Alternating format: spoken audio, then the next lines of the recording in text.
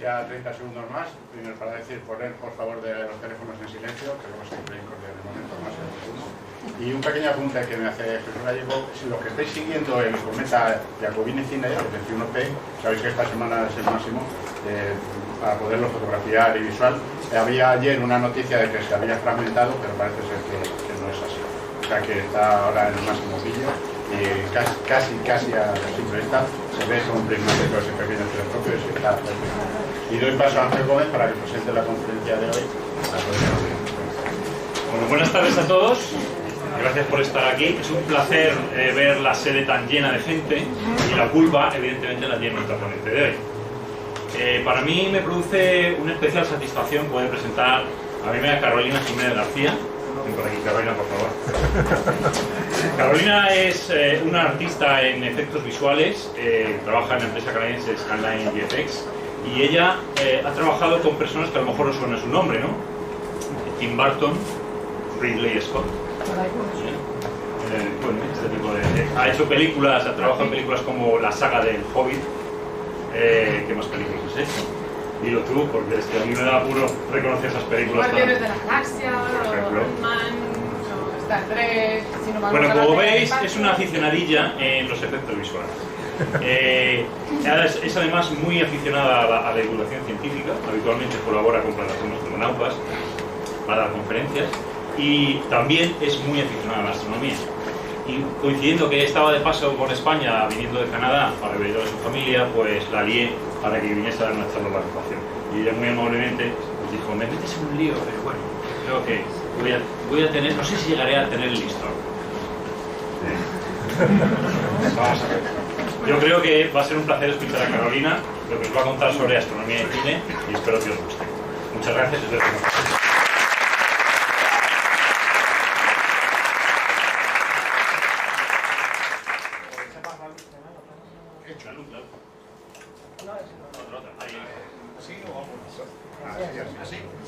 Al revés, ¿no? Que me dais vosotros a mí, ¿no? ¿Me veis? Pues gracias, Ángel, y lo que Ángel no sabe es que le he engañado. Yo vengo aquí a hablaros, no tengo ni idea de lo que voy a hablar. Pero mucha cosa, venir a una asociación de astrónomos a hablar de astronomía, porque yo os voy a hablar no de lo que sé, sino de lo que me gusta. A mí me gusta mucho la astronomía, me gusta mucho el cine, y a ver si consigo yo que sí transmitiros un poco de estas cosas que tanto me gustan. Y ya os digo, venís engañados. Avisados estáis.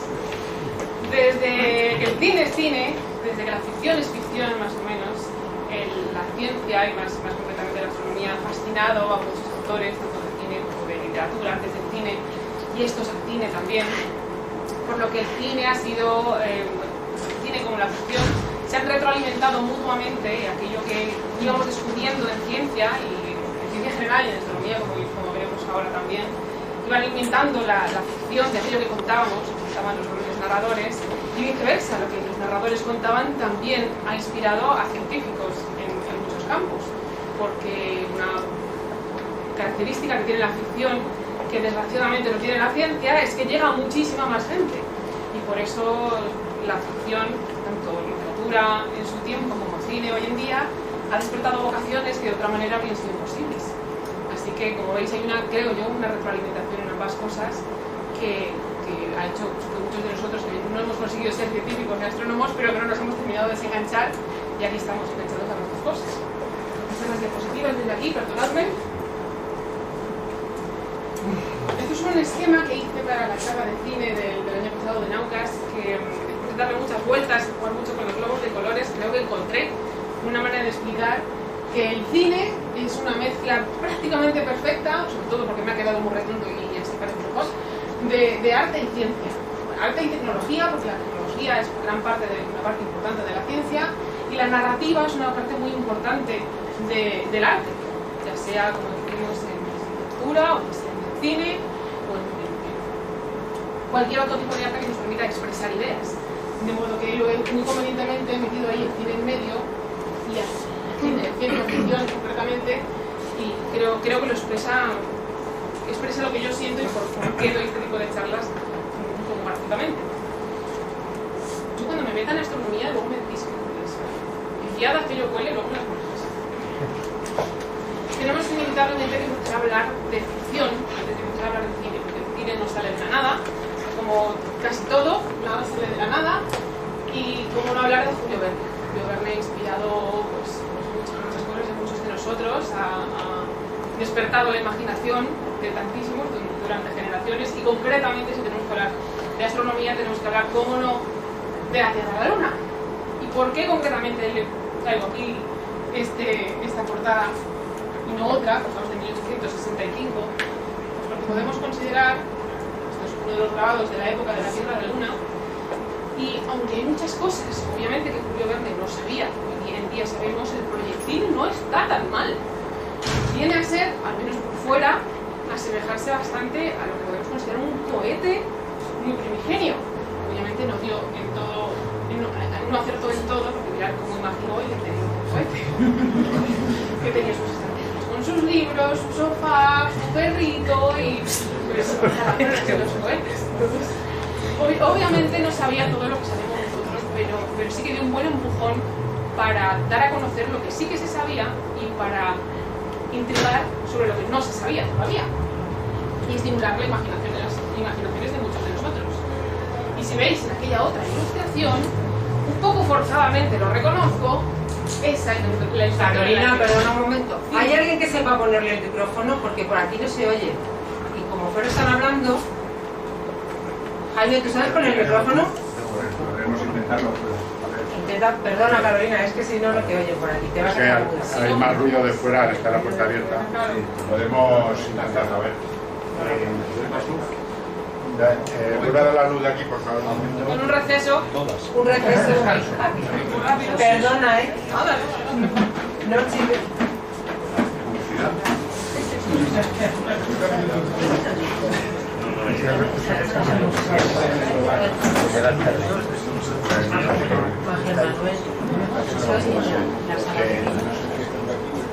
¿Puedes empezar a gritar más?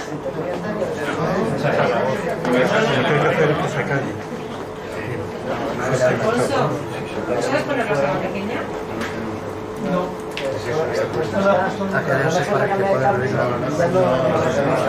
Podemos ponerlo ahora. Bueno,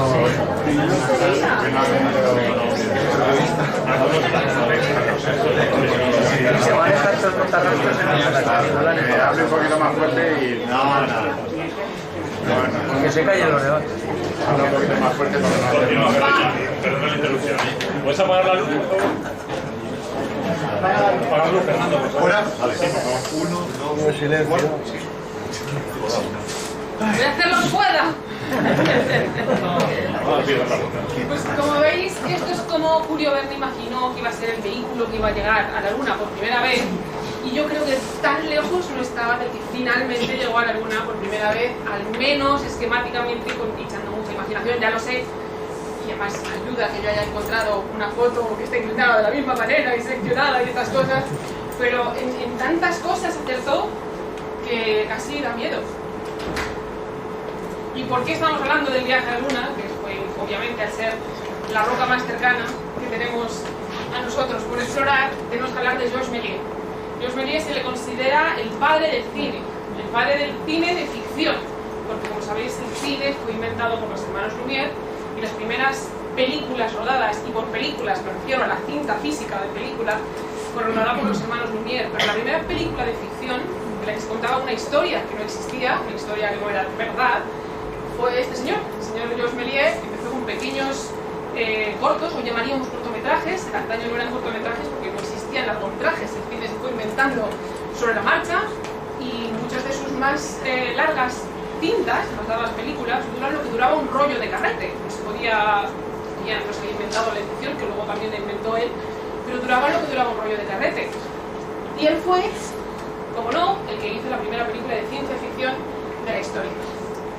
Se llama en inglés y traducido al español El sueño del astrónomo, y tenemos por fin un astrónomo, la primera vez que podemos ver un astrónomo en una película de cine, si podemos hablarlo de película y si podemos llamarlo cine. Es tan cortita que me la he traído por si queréis verla, que dura unos minutos nada más, que así relleno hueco y me agua. Obviamente blanco y negro y obviamente cine en modo, ¿vale?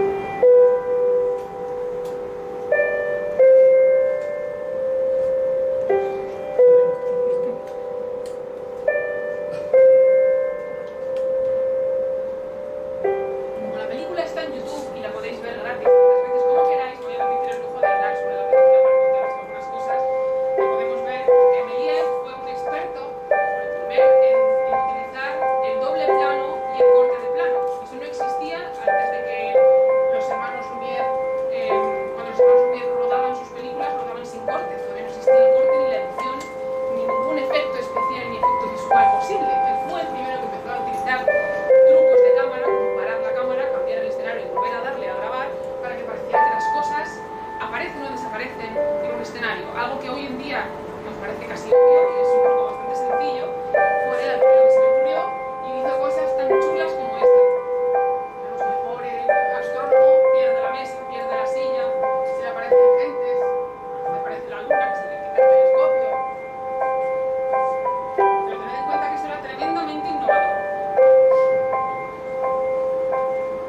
Cuenta la leyenda que se dio cuenta Méliès de cómo hacer este tipo de trucos cuando estaba probando una de las cámaras que tuvo que comprar y por una pasta a los hermanos Lumière, que no querían competidores que no soltaban las máquinas con facilidad, y estaba haciendo unas pruebas en una calle, rodando lo que sucedía en una calle típica de París. La máquina se enganchó, de modo que el rollo paró y tardó unos segundos en volver a ponerlo en marcha y a darle a la manivela, que es como se rodaba. Cuando logra la cinta, se dio cuenta que en el momento en que había dejado de rodar, estaban pasando unos caballos y ahí hubo un corte en el que los caballos parecían desaparecer y convertirse en un coche. Entonces se dio cuenta de que el truco estaba ahí, en hacerlo a propósito, parar la grabación, cambiar lo que tenía delante de la cámara, obviamente sin mover la cámara, las cámaras siempre eran estáticas, y de esta manera parecía que las cosas se movían por arte de magia.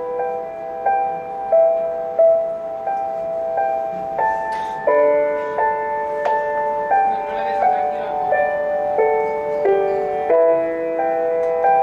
Él protagonizaba casi todas sus películas, de modo que este es Méliès, este es Victor Godard.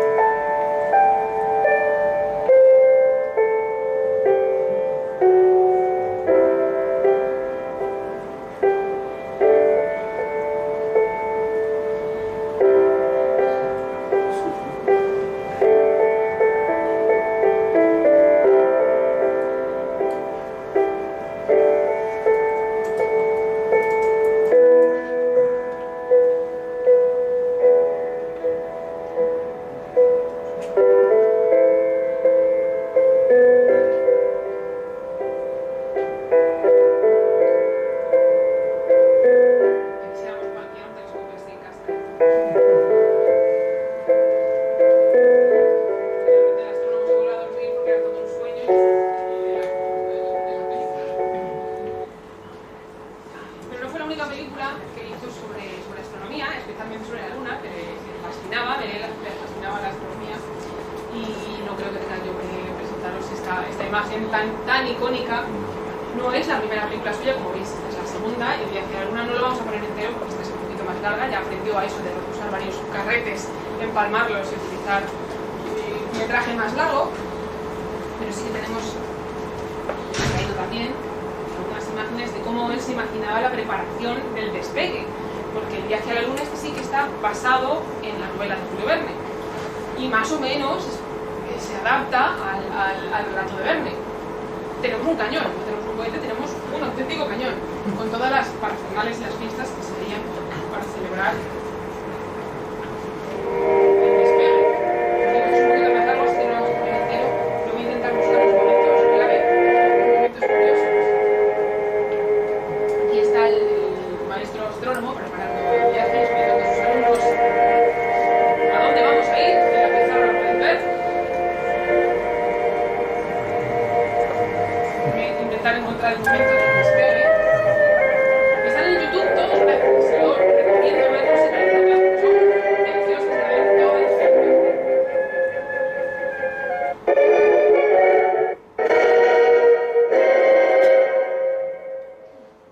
Es el abastecimiento de la nave para ir a la luna, nada menos, recordemos que vamos a ir a la luna. No hay música original porque la tiene mudo. Hay muchas versiones en internet donde cada artista o cada youtuber le pone la música que quiere y que cree conveniente, con lo cual lo vais a encontrar con montones de músicas de muchos tipos. Hay incluso versiones coloreadas, que ya se han coloreado después digitalmente, pero a mí me gusta un poco verlo como se tenía que ver. Yo no sé cómo ven nada, cómo piensan despegar desde tanto humo. Ese es el cañón que va a llevar el proyectil, que es un proyectil brutal. Azafatas. El proyectil. Vamos a ir por dentro. Ahí viene el proyectil.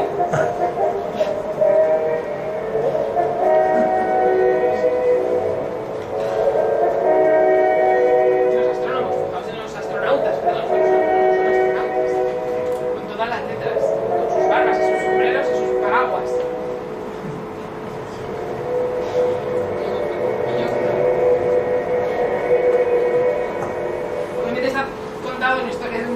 clave humor. Esa tampoco y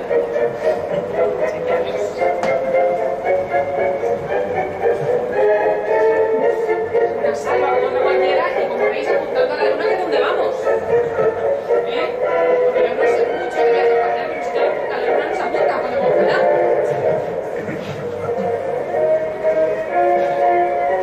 Pero está más cerca de lo que creemos.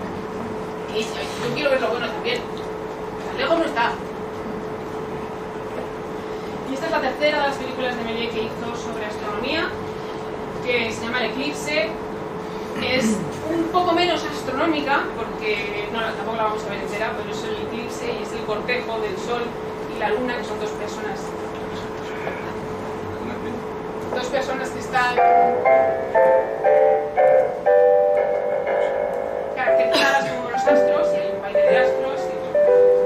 Tiene un poco menos de astronomía en ese sentido, pero al ser sus 3 películas sobre astronomía merecía la pena contar.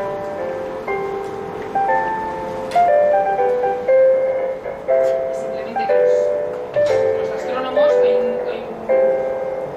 profesor que explica a sus alumnos qué es un eclipse. El profesor, por cierto, es Méliès, de nuevo, el protagonizando una de sus películas. Los alumnos hablan de centralidades de todo tipo, sin que nos entiendan. Tienes que contar lo que es un eclipse de sol.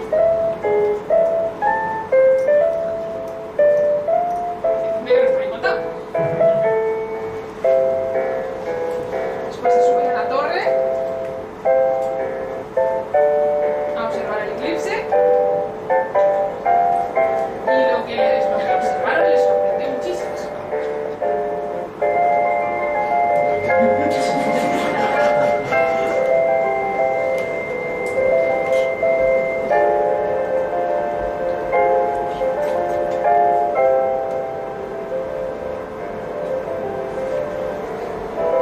Que de eso os digo que son técnicas bastante complejas para la época. Rodar esto tenía la mente innovadora de Méliès no tenía fin. Luego hay una plétora de astros que se pasan por allí a saludar también de su aparición. Vamos a ver un poco para que os veáis alguna.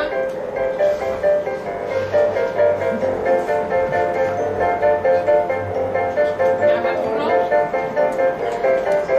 sé si lo habré dado usted. Y se debe ser Marte, el gasto. Y Venus.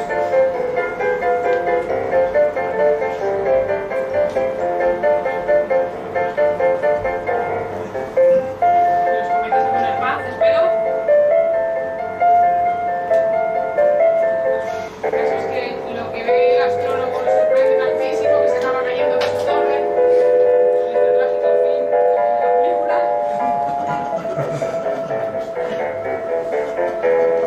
¿Habéis visto caer? Y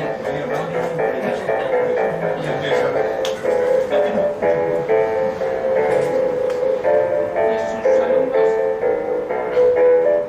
Méliès fue un innovador en muchísimas cosas, como veis en su cine y en la manera de enseñar astronomía hasta cierto punto, a lo que se sabía y lo que no.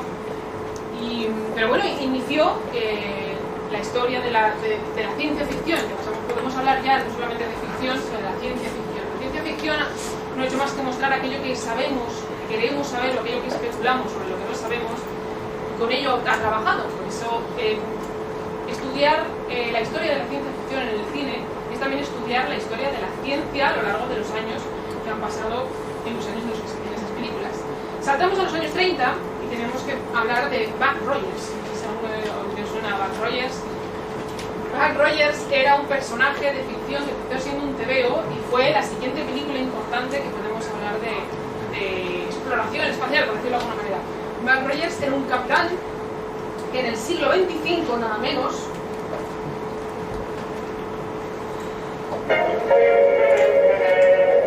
ya exploraba, ya viajaba con su cohete también, y inspiró también pues, una serie de televisión, varias películas, y a una generación que ya empezaba a soñar con salir ahí fuera, subirse al cohete y ver las estrellas, de aventuras con los hombres tigres de Marte, como habéis visto que era el título de este primer cortometraje. Esta es la primera película de Buck Rogers. Os digo, ha inspirado incluso a cartoons, porque este es Duck Rogers, no es Buck Rogers, es uno de los cartoons, uno de mis favoritos, por cierto, y entendí, para preparar esta charla, por qué el Pato Lucas en este tipo de series se llama Duck Rogers, ahora ya sé por qué se llama Duck Rogers, viene de Buck Rogers, que tuvo, como veis, su serie también en los 60 y una serie de películas bastante divertidas, no voy a decir que científicamente correctas, pero muy divertidas. Pero no podemos hablar de la exploración del espacio en la ficción quedándonos en la Luna. Voy a limitarme un poco por tiempo y por no aburrir mucho a lo que tenemos más cercano, que es lo que más nos ha inspirado en la historia de la ficción, con la Luna y con Marte. No os voy a contar probablemente, especialmente a los miembros, nada que no sepáis ahora mismo, pero Giovanni Schiaparelli tiene, no voy a decir la culpa porque no es culpa suya, él lo hizo también, el famoso astrónomo que estudió Marte durante mucho tiempo y que dibujó lo que él pensaba que era un mapa de Marte en el que creyó ver líneas, unas líneas que hasta dibujó, y esto es un mapa suyo que hizo nada menos que en 1877. Pero insisto que la culpa de lo que ya sabéis que va a venir no fue del todo suya, sino de este otro astrónomo que tuvo también mucha fama y estaba muy bien considerado como astrónomo, al menos al principio. Cuando leyó sobre los canales de Marte, que Schiaparelli los describió como canali en italiano, que no termina de significar canal como el canal que nosotros creemos. Él dedujo que eran canales, o tradujo como él le habría convenido, y después de estudiar mucho Marte durante muchos años, decidió que los canales existían, y no solo que existían los canales, sino que eran canales artificiales que estaban construidos por una raza de marcianos. No se quedó corto ahí, que decidió que tenían un problema de sequía, porque Marte era rojo, y que utilizaban los canales para poder descongelar el hielo de los casquetes polares para poder irrigar las zonas secas porque se estaban muriendo. Todo eso de los carteles rayas. La imaginación de Lowell sin duda es desbordante, y él estaba convencido de que estaba en lo cierto, que en Marte había marcianos. Desgraciadamente, todo aquel que miraba por su telescopio buscando los canales no veía los canales como él decía verlos. Se cree ahora, si alguno de aquí lo sabéis mejor que yo, me lo corregís, pero se cree que era una combinación de aberraciones cromáticas, aberraciones del telescopio que él utilizaba, y de algunos defectos de visión que él tenía, propios, congénitos. Se dice que quien tenía esa misma aberración congénita veía los canales, y que no, a mí eso me parece sospechoso. El caso es que él describió que en Marte no había canales, sino marcianos. Y eso alimentó la ficción como no puede ser de otra manera, porque decidme que no es fascinante pensar que, ya que sabemos que en la Luna no hay selenitas, que quizá haya marcianos en Marte.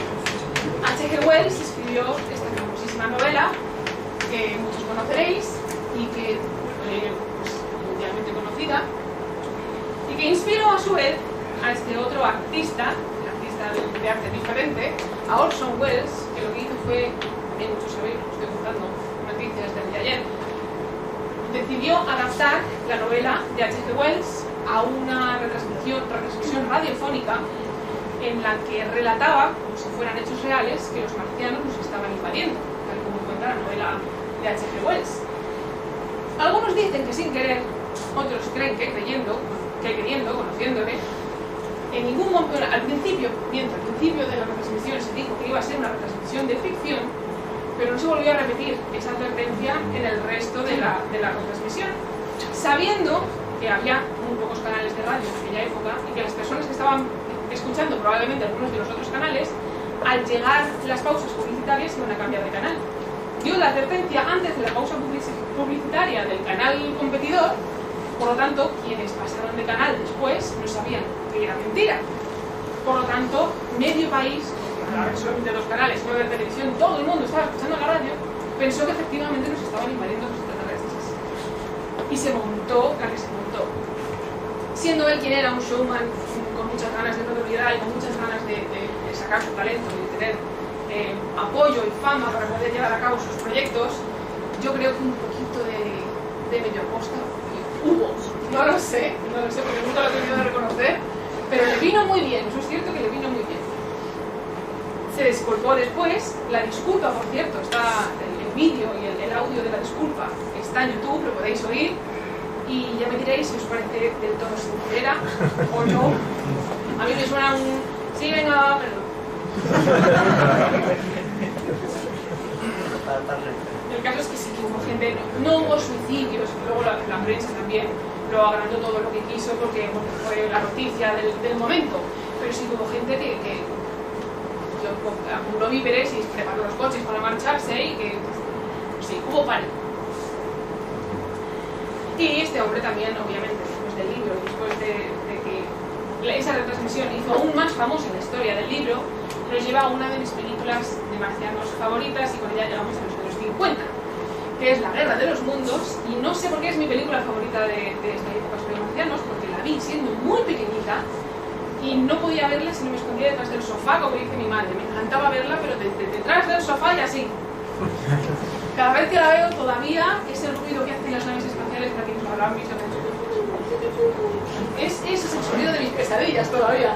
Pero me parece fascinante cómo cuentan y no sé, lo bien narrada que está y obviamente lo dentro que me llevó siendo yo pequeñita. Lógicamente eso tuvo también mucho que ver.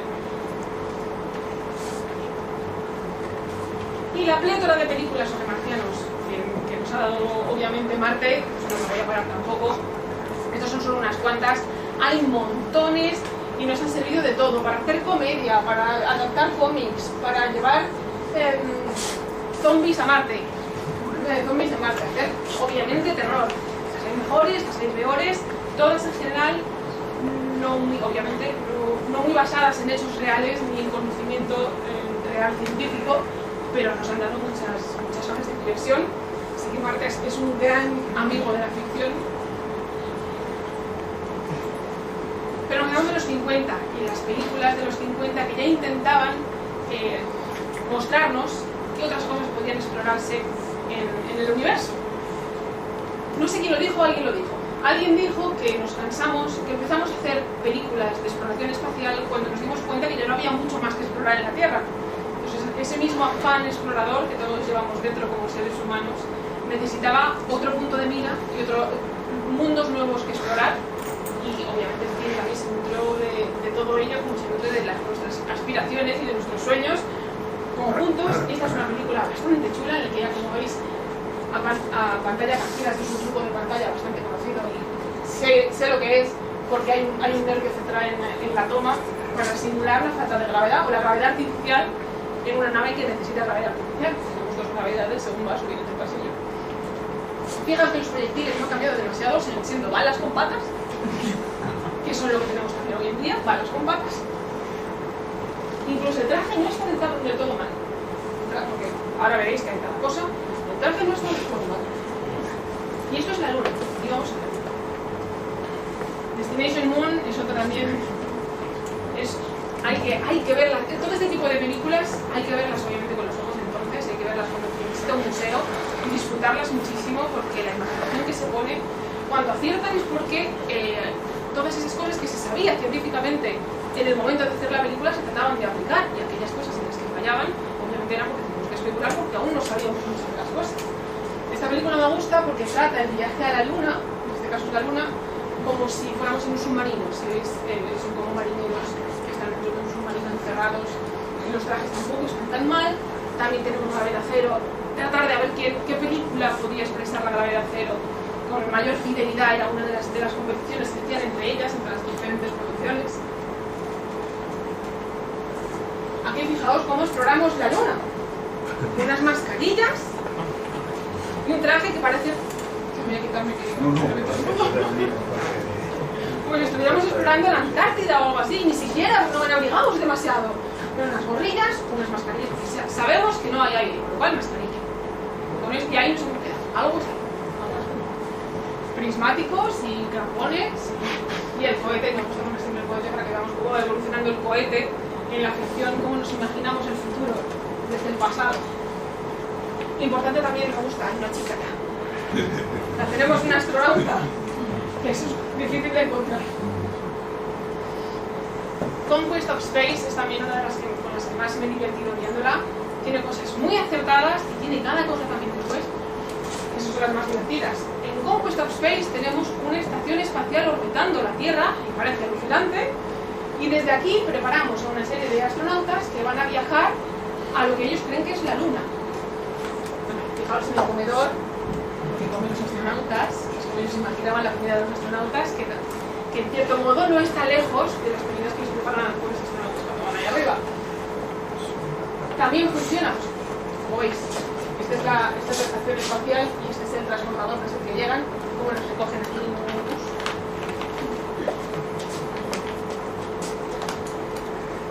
Y les dicen en esta película que quieren que van a ir a la luna, y llega el capitán a los muchachos, porque todos claro, son todos como marineros de los años 50, películas de los años 50, que hemos pensado que tenemos capacidad suficiente, que somos americanos, podemos con todo, que ya sé que despegamos pasado mañana, pero no vamos a ir a la Luna, vamos a ir a Marte.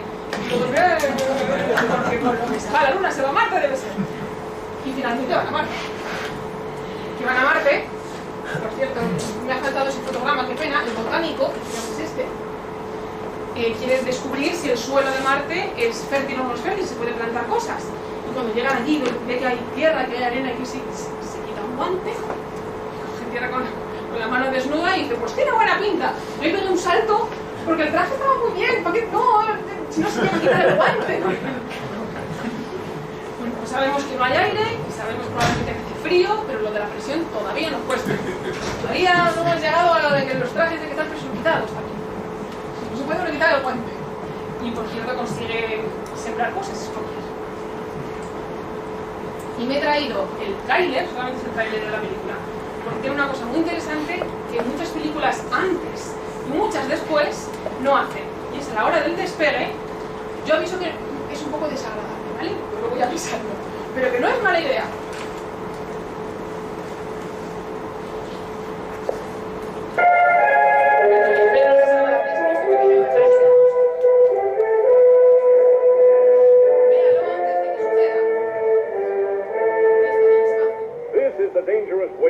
On the road to the planet, the jumping off place for the fantastic rocket ship built in outer space.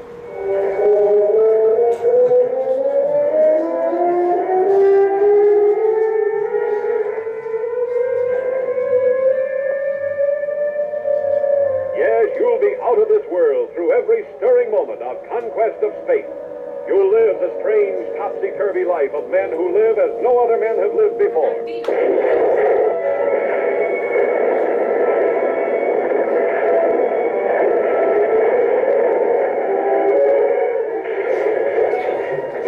Section 34. Not tomorrow, not next year, but sometime before the year 2000 AD, this amazing event will take place. And now you will be part of it, rocketing beyond the horizon of our time to join the greatest human adventure of all time.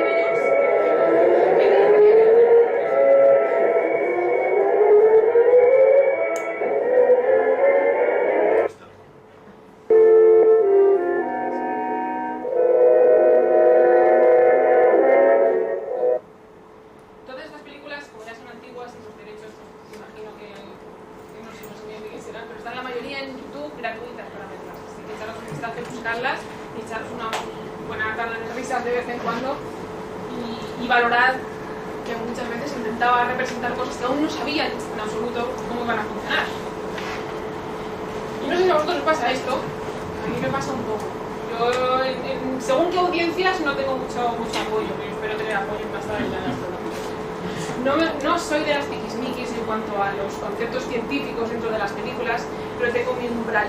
Reconozco que tengo un nivel en el que si pasa, dejo de disfrutar la película.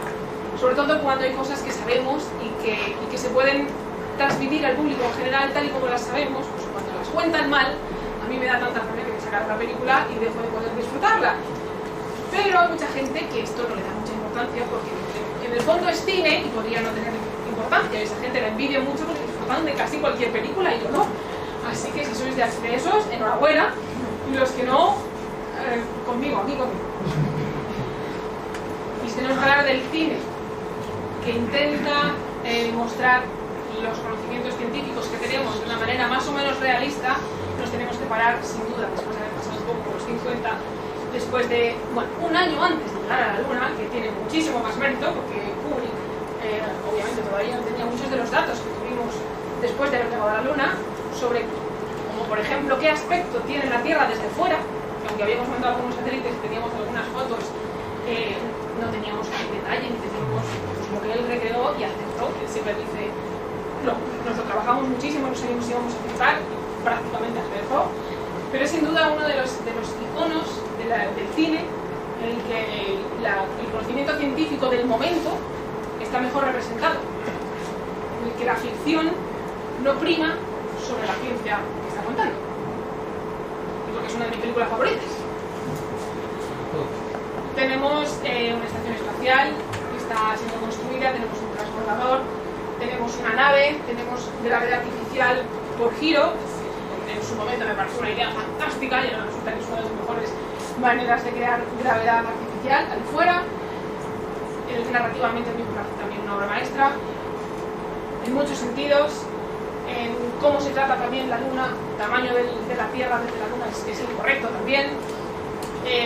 HAL, cómo trata, aunque no sea el tema de esta charla, pero cómo trata la inteligencia artificial y cómo HAL se rompe y por qué, todo ese tipo de cosas, y obviamente la trama que conlleva todo el argumento es fascinante, hasta el punto en el que después a muchos de nosotros perdemos el hilo, que es el final, que bueno, que cada cual interpreta lo que quiere, lo que puede. El monolito es lo principal, sin duda el monolito es lo principal. Eso sí que es especulación y bienvenida sea, porque hizo pensar muchísimo y también inspiró a muchísima gente, y pues no lo he puesto porque no tenemos monolitos nada de extraterrestres reales, así que no. Pero tienes toda la razón. Pero el monolito es una abstracción. Es una abstracción, obviamente, y de la cualidad, la interpretación que quiera, y luego podemos hacer un coloquio que mola. A ver, ¿qué significa el monolito para cada uno? Y lo pensando que luego lo cuento. Y pasamos a otra película que fue estrenada un poco antes de llegar a la Luna, que se llama Maroon. Esta película, fijaos que es varios años posterior a la de la conquista del espacio, y he puesto esta imagen concreta porque este es el momento en que están despegando, y la comparas con el despegue, el efecto del despegue en el ser humano de la película anterior, y estos están charlando, se miran unos a otros, levantan la cabeza, pasan no sé cuántos, ni siquiera están pegados al asiento. Y es curioso que esta es posterior, y además ya teniendo cohetes que van para arriba. Esta, si queréis verla, también merece la pena, como cachos de reparto que tiene Gregory Peck y Hackman. Tiene el ritmo de las películas del momento, que para mí me resulta un poquito lento, pero si quieres disfrutarla, adelante. Obviamente son tres astronautas que van a la Luna. Hay un momento del trayecto en el que hay un problema, no pueden llegar a la Luna, pero se van a quedar sin oxígeno antes de que haya tiempo para ir a rescatarles. Por eso se llama Maroon, que significa abandonados o algo así. La desesperación de estar ahí arriba, no poder bajar, no poder subir. Ese es el conflicto. Otro clásico, ya lo vimos en los 70, es Silent Running. También obviamente en el futuro, estamos en el futuro y la humanidad se ha ido al garete. No sé si explica muy bien por qué, no recuerdo que explique por qué. El caso es que lo que queda de humanidad está en naves espaciales, grandísimas naves espaciales que surcan el espacio, y en esas grandes cúpulas tienen la vegetación recreada, son unos bosques, unos inmensos bosques, con toda la vegetación en la fauna que conocemos, salvarla de lo que quiera que haya pasado en la Tierra, pero que en la Tierra ya no se puede estar. Y la tripulación recibe la orden de destruir las cúpulas de los bosques, porque han cambiado los objetivos y ya no son necesarias, son una carga y les encargan destruirlas.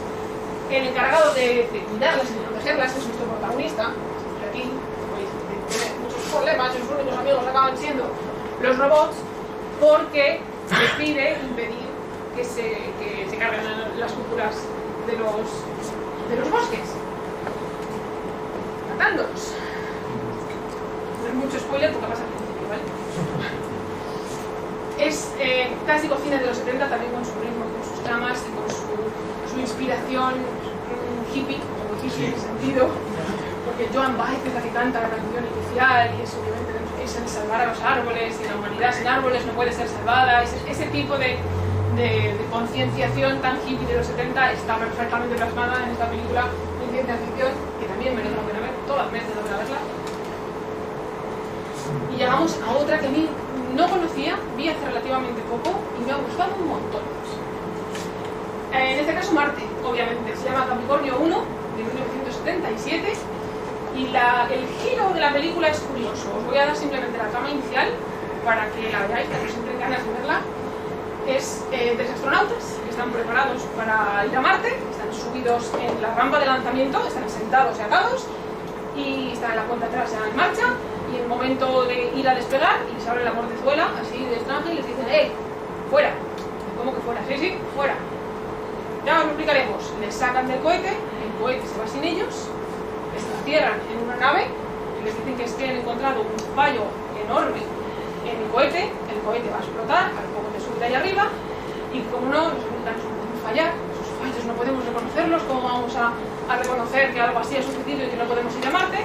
Vamos a simular que vais a Esa es la trama. Entonces ellos, sin verlo ni beberlo, se ven en la tesitura, siendo astronautas de verdad, de que no solo no van a ir a Marte, sino que tienen que simular que están yendo a Marte para que lo puedan publicar. Es un malo, un bueno, un tal, y hay un debate, un sí, un sí no, y no cuento más, ya os he contado bastante.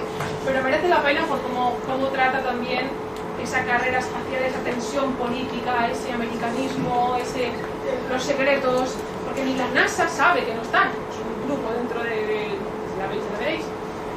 Y es interesante en ese sentido.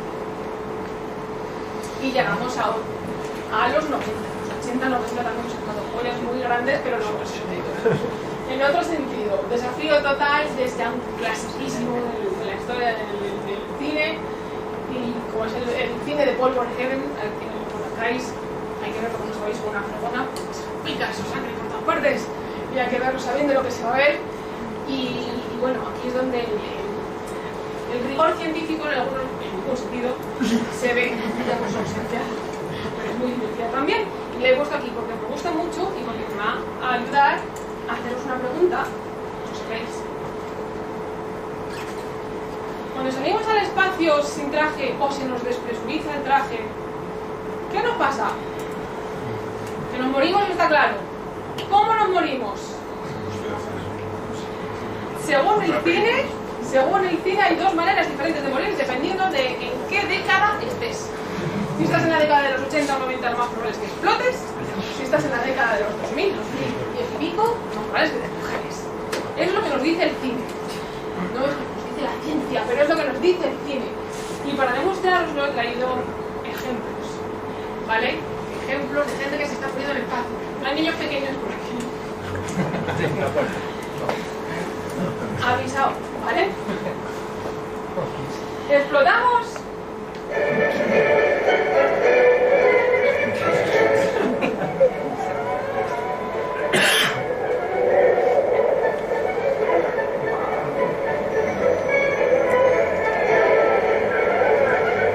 Los efectos especiales, algunos mejores que otros.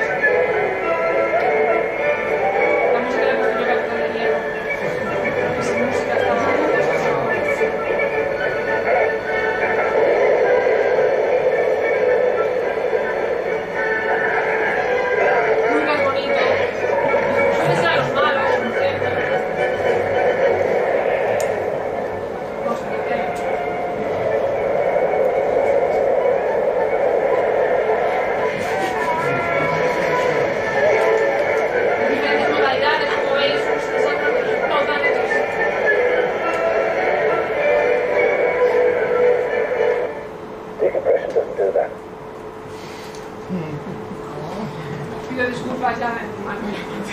por esto que os he hecho ver, pero es curioso que es lo que pensaban los científicos, los cineastas, que sucedía si perdíamos presión en el traje o en la escafandra, porque claro, ¿qué sabemos del espacio?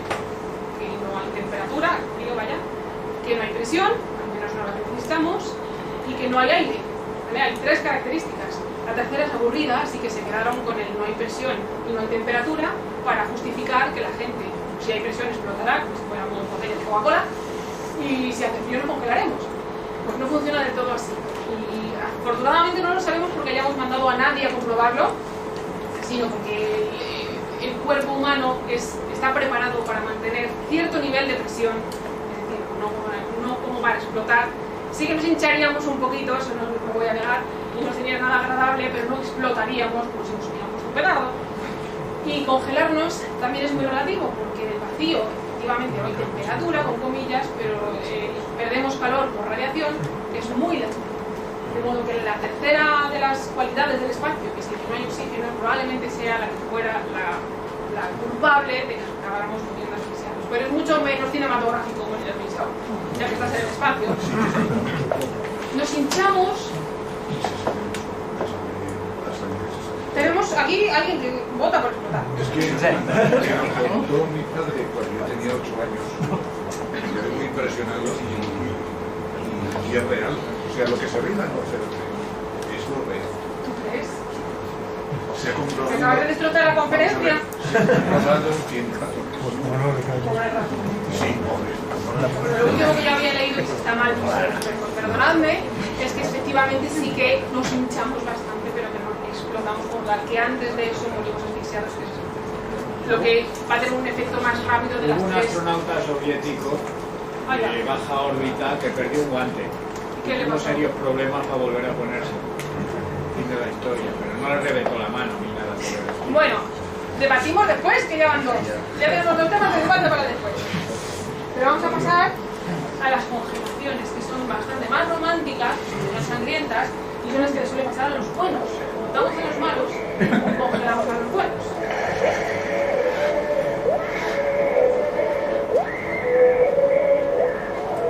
Si queréis comprobar cualquiera de estas películas, los tenéis abajo, o los consultáis.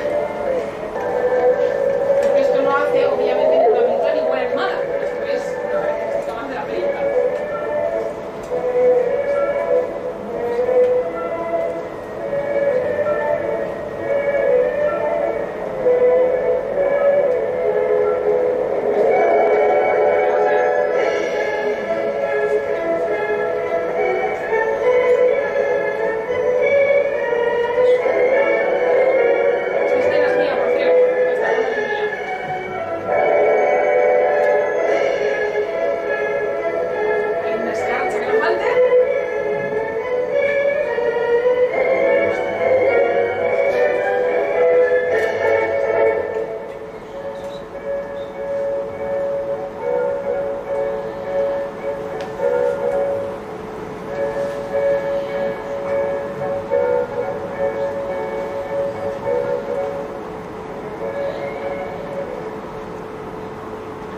Sin drama no hay cine. Y aquí he encontrado dos ejemplos, solo dos, de películas que creo que lo hacen bien. Lo hacen un poco más acorde a cómo deberían ser las cosas. Una es Europa Report, película que yo también recomiendo mucho. I get you out of the suit, into the airlock. You'll be out of the suit less than 2 minutes. It's survivable. Lo tengo ahí por esa frase concretamente. Estarás fuera del traje en menos de 2 minutos. Se puede sobrevivir. Resulta que eso creo que es cierto, salvo que alguien me quiera decir, ¿no? Creo que eso es cierto. Y en este caso lo hicieron. Y si sobrevive o no, no os lo cuento, ya lo veis. Pero esa frase está bien dicha.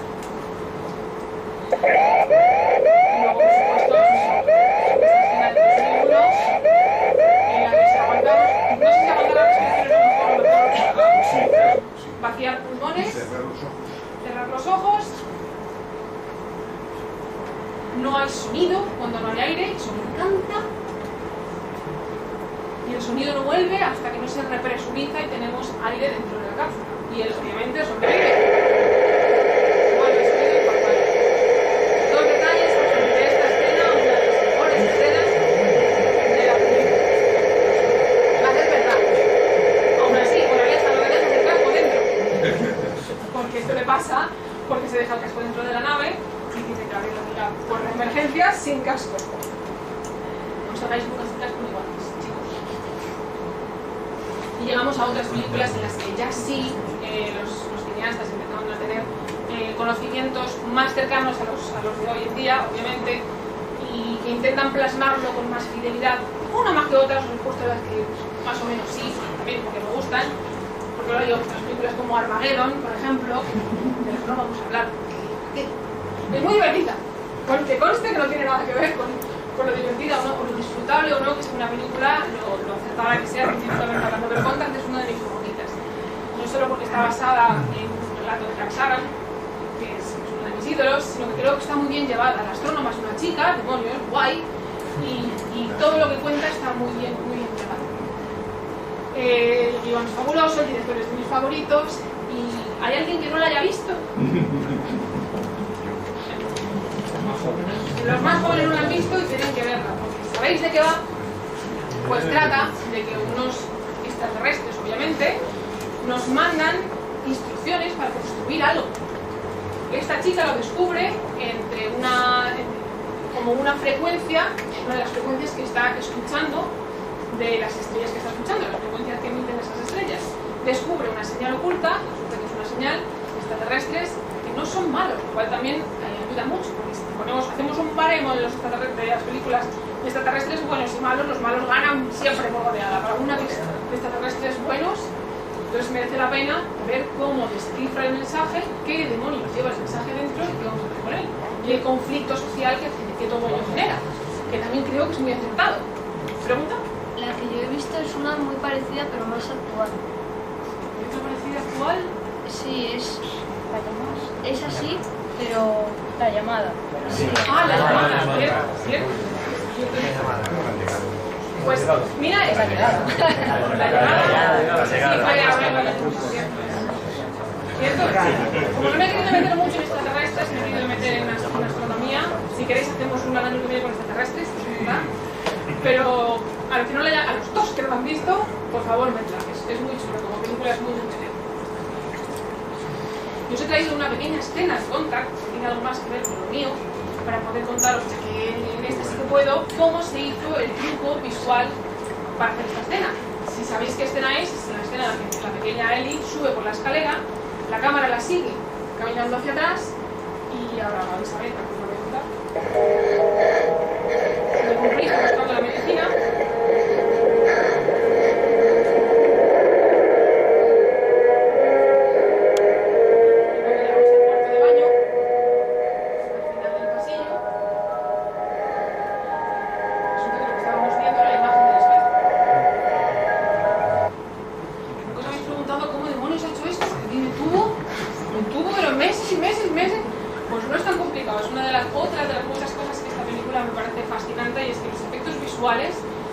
Y eso es ampliable a todo el cine. Cuando están bien hechos y son buenos, no se ven, no se notan, se pueden desvanetar o puedes intentar descubrir que tampoco es magia compleja, pero no solo eso, sino que vamos.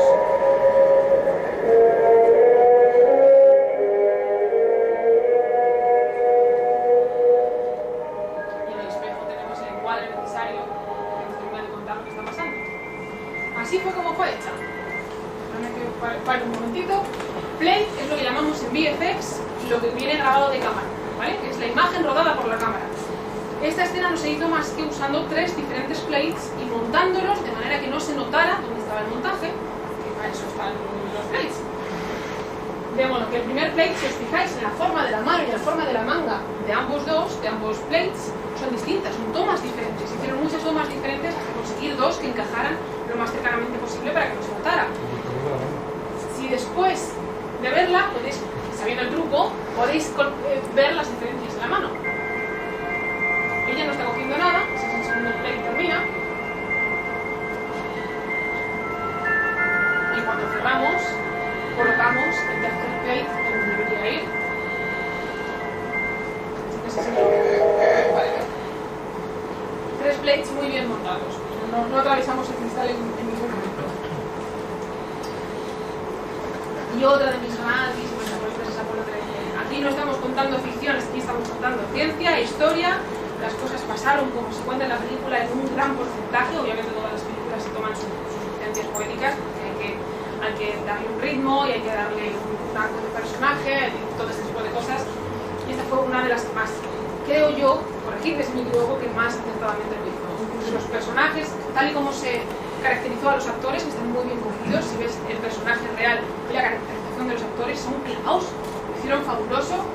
Y además creo que es una película que no solamente cuenta lo que pasó, sino que inspira a ser astronauta a casi cualquiera que quiera verla.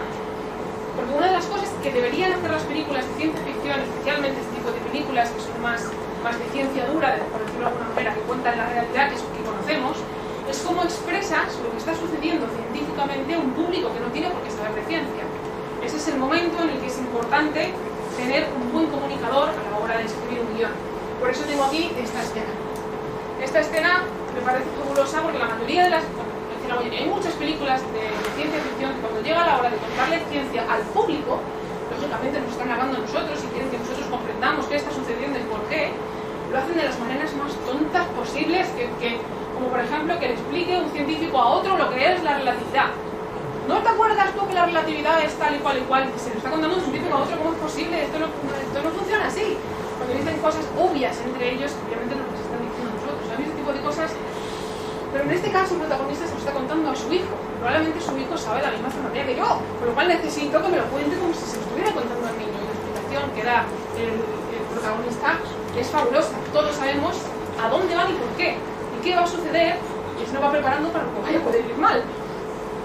Esa es una manera, yo creo, correcta o acertada de dar información científica, quienes no tenemos información científica, pero necesitamos entender qué está pasando en la película. Y ya de paso nos puntualizamos un poquito. Y me da la idea de las pizarras, porque las pizarras vienen muy bien en cine, y con tener una persona en la sala delante de la pizarra que no sea del grupo de astrónomos que están planeando lo que quiera que esté sucediendo, ya haya que explicárselo, suficiente excusa para poder dibujarlo en la pizarra y que nos enteremos todos los espectadores. Como he encontrado varias pizarras y me encantan las pizarras, la primera sale en Apolo 13, es fabuloso como él marca la raya ahí, dice no tenemos combustible, no tenemos energía más que hasta aquí. ¿Cómo les llevamos en una línea de puntos hasta este otro punto? Y el espectador dice, pues tenemos un problema grave, ya sé cuál es el problema, ya sé cuál es el objetivo, ya sé cómo lo conseguimos. La primera de las pizarras donde explica eso es el viaje a la luna de Méliès que hemos visto antes. O sea, que hasta en eso, hasta en las pizarras, que explican cómo obviamente no tenía voces encima. Lo hizo fenomenal.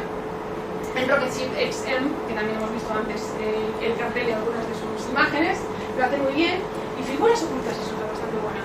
Obviamente, cuando las pizarras tratan de explicar trayectorias Tierra-Luna, es más sencillo hacerlo con bolas y rayas que podemos entender todos, con fórmulas, que unos entenderán y otros no. Y me parece también otro buen ejemplo. Si no habéis visto Figuras Ocultas, por favor, ved Figuras Ocultas. Es una muy buena película que habla también de gente real, de situaciones reales, y que habla de la NASA, de viajar al espacio y de muchas fórmulas que yo no entiendo, pero la película merece mucho la pena. Así que, tomando nota, Figuras Ocultas. Pizarras. Pizarras para lo útil y para lo que... Bueno, eso está para que sabe más. ¿Por qué no? También tiene un derecho a su pizarra para poder pausar la película cuando se la compran y poder ver si está bien hecho o no está bien hecho. Dos de las pizarras más famosas últimamente son de The Martian y Interstellar. ¿Qué es esto? La última toma de la Tierra es como más, es de marcianos, así que para el año que viene. Ah, es verdad. Es de marcianos. El año que viene marcianos. Casi me pillas, casi me pillas. Lo cual nos lleva al GA. Con el Gravity debería ser de Martian, perdón. ¿Vale? Pues debería ser de Martian. The Martian es una de esas pizarras que hemos visto y también es una película que es un muy buen ejemplo, libro. Es decir, libro, porque la película está perfectamente basada en un libro, casi a la perfección, es una adaptación casi perfecta del libro, con lo cual las virtudes de la película son virtudes del libro y los defectos de la película también son defectos del libro. No hay muchos, pero hay alguno. Y el principal es, todos lo habéis visto, bueno, voy a contar el principio, lo voy a contar al final, pero en principio lo que pone, el motor que pone en marcha la historia es que nuestro Mark Watney se queda atascado en Marte porque una tormenta atroz de viento le empuja una antena que le lleva por delante y se queda enterrado y le dan por muerto. Eso es lo único en lo que el principal fallo que yo le veo, porque las tormentas, hoy sabemos, en Marte no moverían un teléfono móvil, como van a mover una antena. Y tenemos una experta en Marte, por cierto, con la que hablamos de ello hace no mucho, que me lo confirmó, que las tormentas de Marte, obviamente, son tormentas muy fuertes para Marte. Para nosotros no son tan fuertes, pero había que de alguna manera dar por muerto a Mark Watney y dejarlo solo. Lo que le atraviesa es una varilla. Es una varilla de la... Claro, no es que le entierren. Claro, le atraviesa una varilla de la... Claro, se le clava el de la pecho. antena, entonces el traje le da algo así, ¿no? Que sus constantes vitales están tal, le dan por muerto y aparece enterrado y muy poco claro. Pero sí, así es. Todo lo demás, más o menos, está bastante bien encontrado. se consultó con la NASA en todo momento para los vehículos, se consultó para los habitáculos, no sé si consultó demasiado para levantar patatas con caca, que es la comida, pero bueno, es un grandísimo libro, es una muy buena película que me volvió a mí a poner en paz con Ridley Scott, que nos habíamos llevado un poco mal después de Prometheus, y volvimos a ser los amigos desde ese momento, y también recomiendo a quien no la haya visto, que todo el mundo utilice. El libro, si no habéis leído el libro, también lo recomiendo mucho, porque toda la matemática que se explica muy por encima de la película, se explica con bastante más detalle en el libro y se desglosa un poco más por eso. Y os he querido traer, pues que es película actual, y en esta no he trabajado yo, pero he trabajado con los compañeros míos, y es así como se trabaja hoy en día en VFX. Os he traído ejemplo de cómo se hacen los efectos, cómo se convierte un set de grabación en Marte.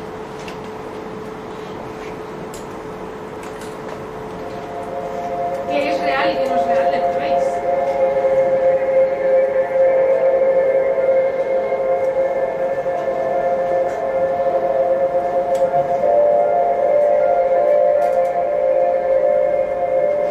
Mucha grabación en exteriores, que es cierto, se fueron a Jordania, a una zona de Jordania a grabar que es muy famosa por ser Marte, donde muchas de las películas de Marte se han grabado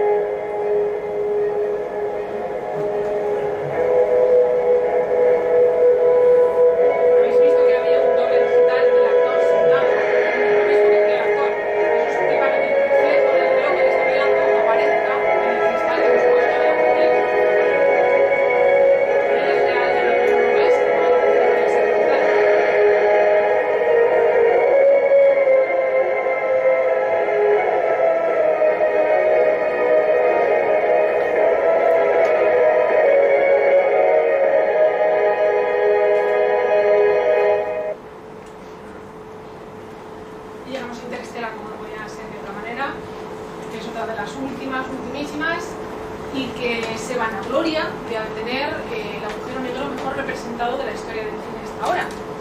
No en vano tenían en el equipo, aceptaron a Kip Thorne, al físico y astrónomo, y a todo ese equipo para que les ayudara a interpretar los datos, la ingente cantidad de datos que tenemos de las observaciones que hemos hecho y les ayudara a interpretarlas gráficamente para poder mostrar un agujero negro lo más realista posible. Hasta que no tenemos uno, nos metemos bastante, no sabemos si lo acertó o no, pero de momento dicen que ese es el agujero negro mejor representado según los conocimientos actuales.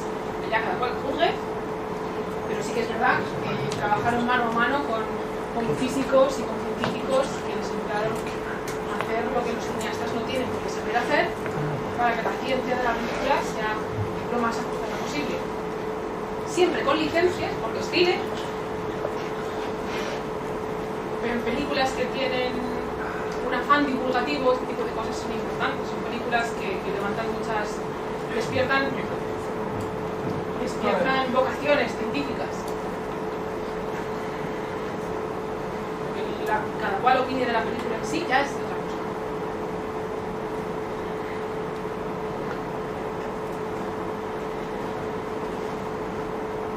Kip Thorne trabajó, de hecho, en el mismo guión. El guión se le considera guionista de la película también.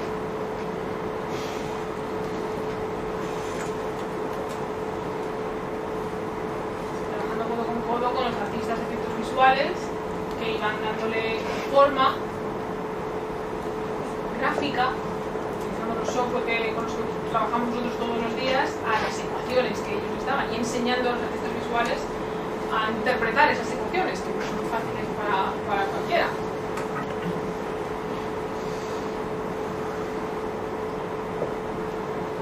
Gargantúa.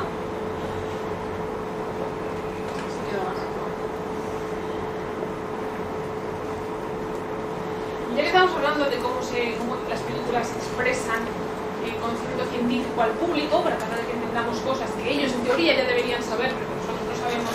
A mí me gusta mucho la del agujero de gusano, que se ha hecho hasta dos veces, está puesta aquí porque Interstellar la ha utilizado también, que es la del plegar el espacio. A mí me hace gracia que son astronautas que están en una misión espacial, están hablando de, deberían saber ciertas cosas que obviamente no saben, y cómo se les explican unos a otros.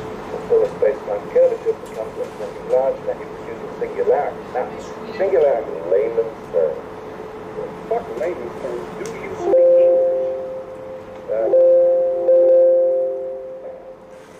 Imagine for a minute that this piece of paper, that's represents space-time. Point A here, point B there. Now what's the shortest distance between 2 points? La distancia más corta entre dos puntos, ¿cuál es? La línea recta. Shortest distance between 2 points is 0. And that's what the gauge says. It's closed. Space. So point A and point B coexist in the same space and time. Yo cuando vi esta película de los And the spacecraft passes through the gateway. lo que sabéis más si es cierta o no, si es mejor que contarlo. He visto cabezas que decían que no. Interstellar, vamos a decir, hizo homenaje a esa escena, copiándola obviamente, cuando un astronauta le tiene que explicar a otro que es un agujero de gusano, teniendo que ir de un punto a otro. So a wormhole in space like this is a shortcut to higher dimension. Así todos sabemos que es una espacio por el papel. In the 2 dimensions which turns a wormhole into 2 dimensions. Y llegamos a Gravity. Gravity me da miedo. Me ha venido a hablaros de Gravity porque no me gusta nada. Bueno, Gravity, lo que menos me gusta de Gravity es que se llama Gravity. Y lo que menos han entendido en Gravity es la gravedad. Están tratando de explicarnos cosas, además, ya que estás haciendo lo que vas a tener tanto audiencia y que la gente pueda aprender cosas de cómo funciona la gravedad y fuera demonios, o lo cuentas bien o llama a la película de otra manera, no lo llames Gravity. En Gravity puedes saltar de una estación espacial a otra, como impulsándote con un extintor, ¿vale? Están una al lado de la otra, porque todos orbitan en la misma órbita. Y aunque sea de otro país y los botones estén en otro idioma, tú dale que eso despega. Y no solamente eso, sino que la basura espacial gira, orbita a más velocidad de la que estás orbitando tú, estando en tu misma órbita, con lo cual cuidado que si ha pasado una vez, en un rato va a volver a pasar, como los trenes circulares, más o menos. Y especialmente, bueno, aquí os voy a contar, voy a empezar a decir lo malo primero. Esta escena, ¿cómo estabais todos en esta escena? ¿No estabais tirando de una invisible cuerda diciendo, pero tira de él, estás en gravedad cero, si tiras de él, viene? Estamos en gravedad cero totalmente, bueno, estamos en órbita. No, me tengo que sacrificar.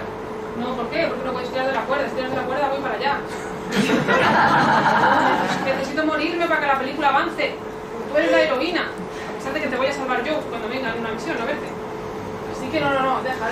Así que el guión dice que me muera. No, hombre, no, podemos haberlo reescrito. Esta escena me sacó totalmente porque yo tengo conocimientos científicos regular, pero eso de dónde viene, no sé.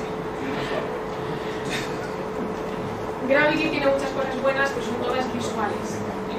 En mi humilde opinión, que no tiene nadie que compartir conmigo y que es totalmente innecesaria, visualmente es muy bonita, está muy bien montada y tecnológicamente está muy bien hecha, y por eso quiero enseñaros en el vídeo anterior, es cómo se hicieron los efectos visuales de Gravity. En la mayoría de los planos, lo único, especialmente los planos exteriores, lo único que tenemos real es la cara de la actriz, todo lo demás es digital. Y como están moviéndose en gravedad cero, normalmente cuando tenemos actores actuando en movimientos que conocemos, que es el andar, correr, sentarnos o dar unos puñetazos, es fácil hacer tracking de la cara para después cambiar lo que quiera que haga falta cambiar alrededor del personaje, pero en gravedad cero todo se está girando en todos los ejes posibles, todo gira sobre todo y es mucho más difícil de traquear. De modo que hicieron un muy buen trabajo mis compañeros.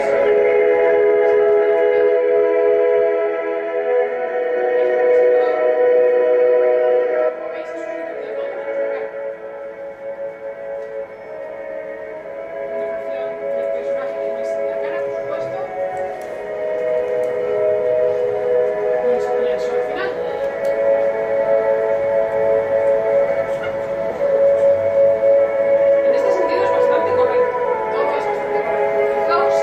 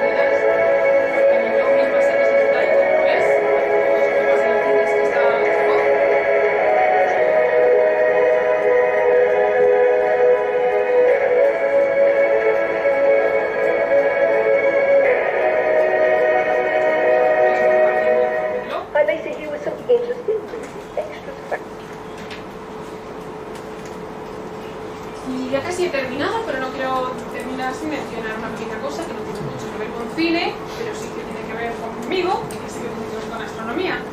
Y es que en la empresa en la que trabajamos, ya ha sido secreto hasta hace un par de semanas, pero ahora no me lo dejan contar, estamos trabajando en la segunda temporada de Cosmos. Así que yo he podido, desde venirme de vacaciones, he podido estar un mesecito trabajando en los primeros episodios que nos han tocado a nosotros de Cosmos, que es algo que no me tocó en la primera, que me dio mucha rabia, porque era muchos efectos visuales, y yo siempre decía que me había encantado trabajar en ella, nos comunicaron que iba a ser así, me apunté al carro que fui tan pesada que me lo dieron a mí, no sabéis qué pesada me he puesto, y llevamos ya unas semanas trabajando en ello, y ahora la vuelta de vacaciones, que se me pedido que dejé algo también para mi vuelta, porque justo me pillaban en medio y me han prometido que sí. Vamos a estar trabajando en 6 de los episodios, y para terminar me he traído el tráiler de la segunda temporada, que probablemente lo habéis visto, pero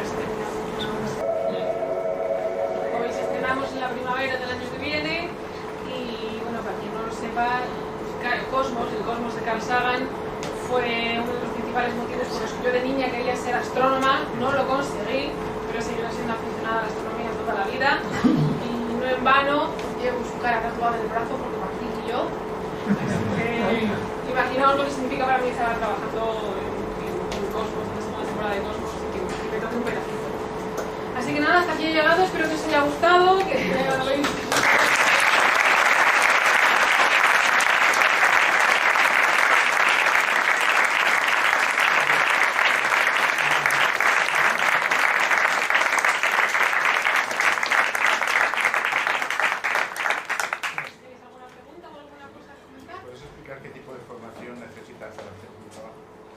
Pues yo empecé estudiando arquitectura, y eso no es lo que hay que estudiar para hacer lo que yo hago. Empecé con arquitectura porque por circunstancias familiares astronomía no iba a ser posible, así que yo buscaba una profesión que combinara tecnología y arte, tecnología y creatividad, y arquitectura parecía adecuada, pero la cogí por descarte, no la cogí por vocación, porque yo no sabía que se podía hacer cine, yo no sabía que cine era una profesión ni nada que se pareciera. Hasta que vi, bueno, empecé la carrera desencantada después de 3 años, y justo el año que salieron los DVDs del Señor de los Anillos, con todos los documentales que cuentan cómo se hizo la película, y ahí fue cuando vi por primera vez que se podía hacer cine tras un ordenador, que es lo que yo estaba usando en la carrera de arquitectura.